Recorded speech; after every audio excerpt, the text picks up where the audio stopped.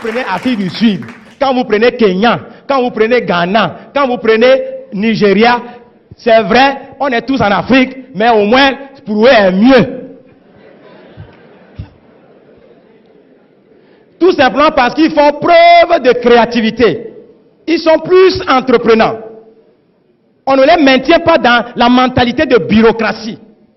Entre-temps, je suis allé au Nigeria pour voir un peu comment la mentalité se passe là-bas. Parce que moi aussi, je suis africain francophone, 100%. Mais ma mentalité a changé très tôt. C'est ça qui a fait la différence. Alors quand je suis allé au Nigeria surtout, mesdames, j'étais choqué. J'étais même aigri au début. Je vois l'étudiant, suivez attentivement, l'étudiant nigérian vient en classe en voiture 4x4 new, pas acheté au port. Hey, le premier jour quand j'ai vu, il dit, hey, parfois moi je pose la question, are you a student? Il dit, ah, pourquoi tu poses cette question? What is your secret? Quand tu lui poses la question, quel est ton secret? Il va te dire, hey, one leg in school, another leg in business. Notre mentalité ici, notre culture ici, notre philosophie, l'éducation qu'on nous a donnée très tôt, c'est qu'un pied à l'école, l'autre pied se trouve où? Dans les affaires.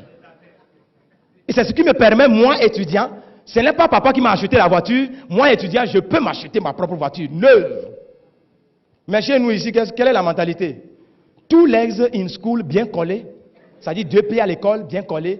À la fin des études, les two legs reviennent aussi à la maison, bien collés à la maison. On regarde la télévision, on mange, on insulte les parents, on insulte les présidents. On croit que c'est eux qui ont fait quelque chose. Maintenant, l'anglophone, quand il a fini ses études, étant donné que l'habitude est une seconde nature, s'il cherche l'emploi et il trouve cet emploi, il le fait très bien.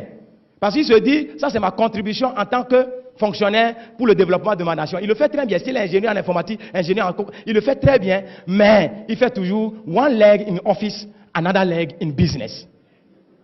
C'est ce qui lui permet de ne pas faire trop de prêts et construire sa maison, acheter sa voiture, s'occuper de ses enfants sans avoir les soucis financiers.